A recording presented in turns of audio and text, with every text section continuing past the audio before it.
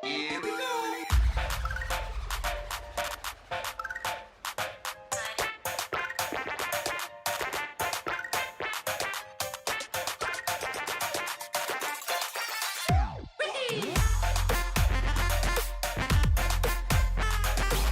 What is going on, everybody? Welcome back to Nintendo Land, and yes, today we are talking about The Legend of Zelda Breath of the Wild sequel, and not only just the sequel, but we're talking about where this story is going to go, and we're going to be making different videos in different parts to talk about this story. But the first thing that we need to talk about is who is the main antagonist, and who is this person in this cave. Now, of course, my stupid self didn't make the connections right away because I was just so excited about the game.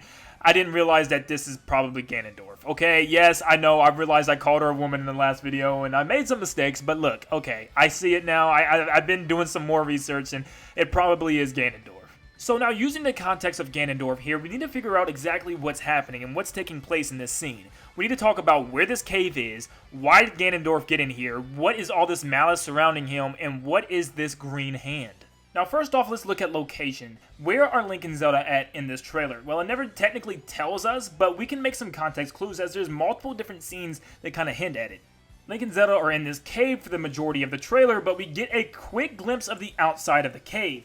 Now, outside of the temple, we see some type of figure that looks like a beast with two paws and a face, but what's really interesting is that the temple is covered in rocks along the outside, which probably looks like it's alongside of some type of rock face or canyon, which probably means it's outside somewhere. Although if that was the case, it would be a lot more sunny, because if you look, if this scene is happening with any type of the same context, it would be daylight outside as we see the Hyrule in full and the sun's out. So this doesn't mean anything, this could be two separate scenes, but at least there should be some type of sunlight, which is telling me that this is probably in some type of underground chamber.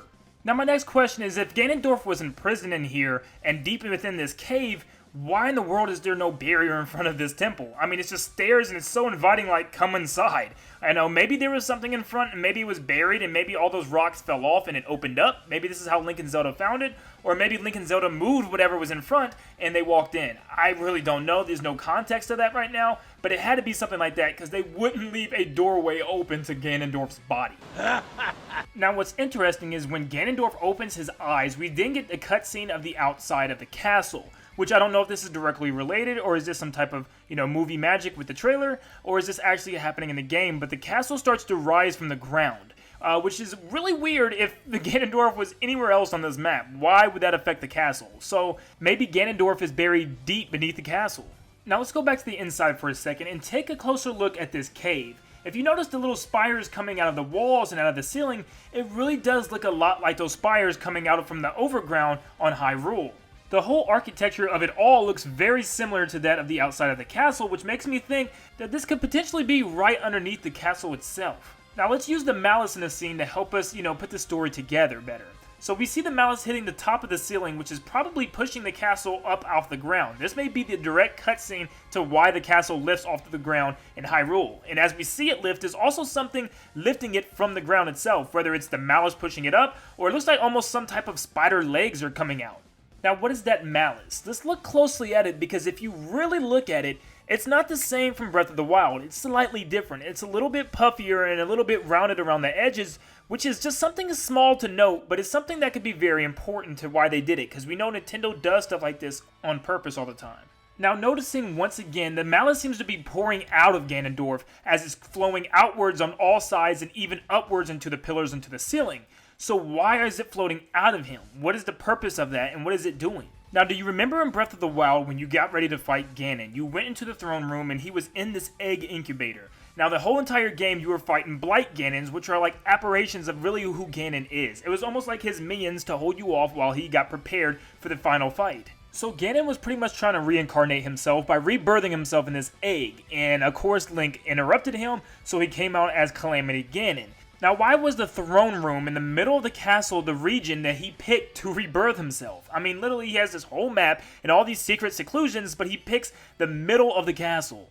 Now, do you notice how much malice there is the deeper you go within the castle? When you get to some of the dungeons, there are just walls covered in this stuff.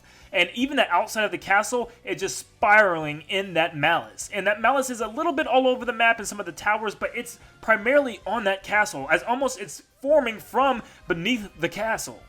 Now what if Ganondorf is below this castle and he's been there this whole time shooting out all of this malice all over the kingdom?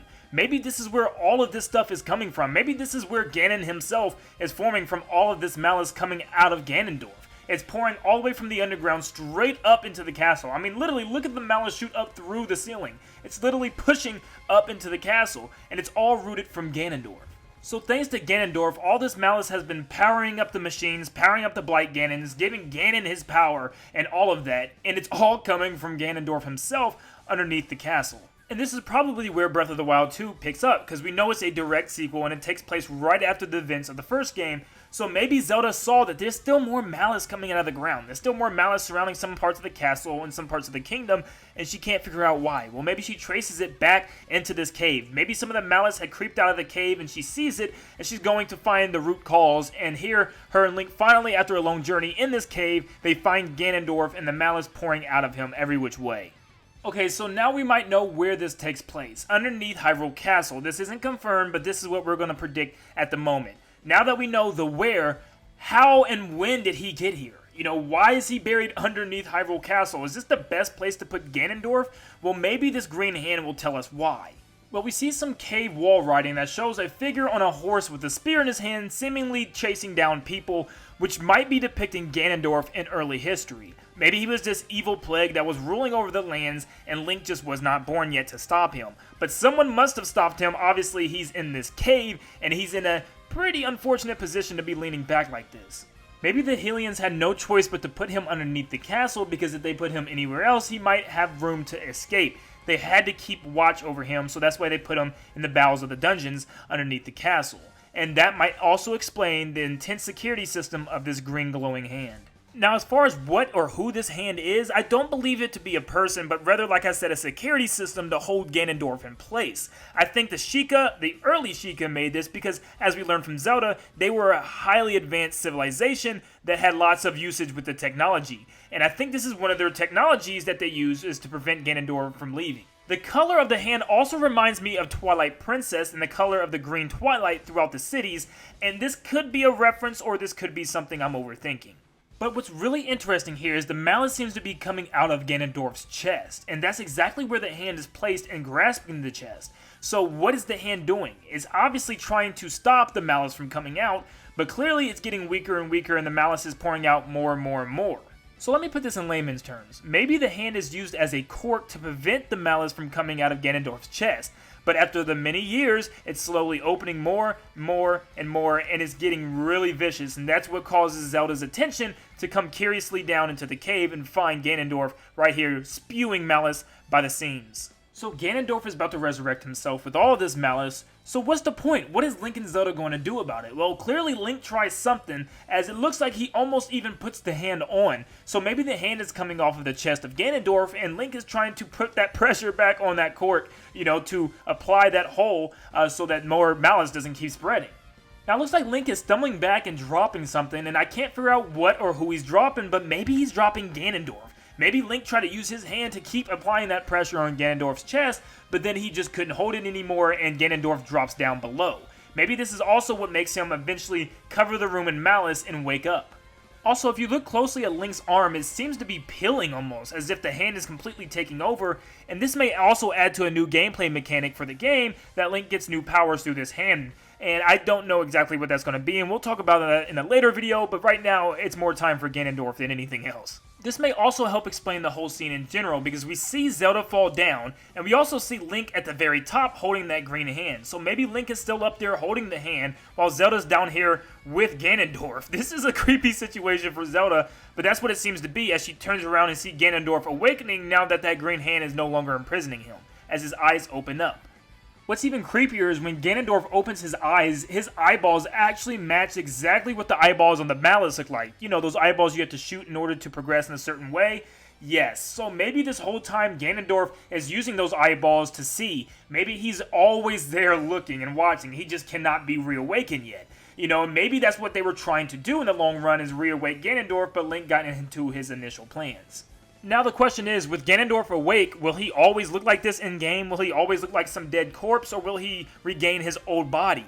Will he have a really cool new form that we get to see, or will it always be this dead corpse? I'm hoping it's a new form, I really am, but if they even keep it with this, I think it'd still be pretty cool.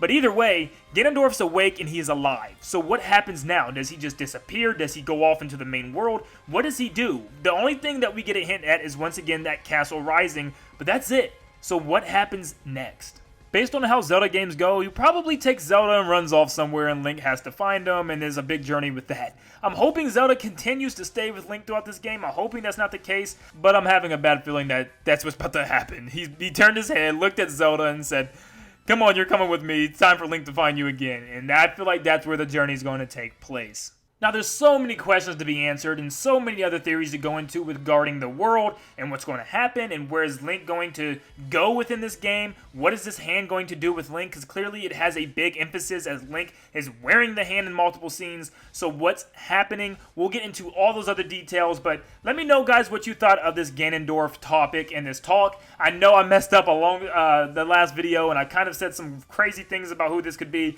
but the more I put these theories together, the more I thought about this, it very well might just be Ganondorf, and that's going to be a crazy story. I cannot wait to see where Nintendo takes it. But thank you guys for tuning in. If I missed anything regarding this Ganondorf origin story, please let me know. If there's any other tie-ins to the original Breath of the Wild, what would have happened to really cause Ganondorf to, spew out this malice. Give me anything that you guys have found, because you guys have been really helpful in the comments. But thank you guys for tuning in today, and I will see you in the next one. See you guys.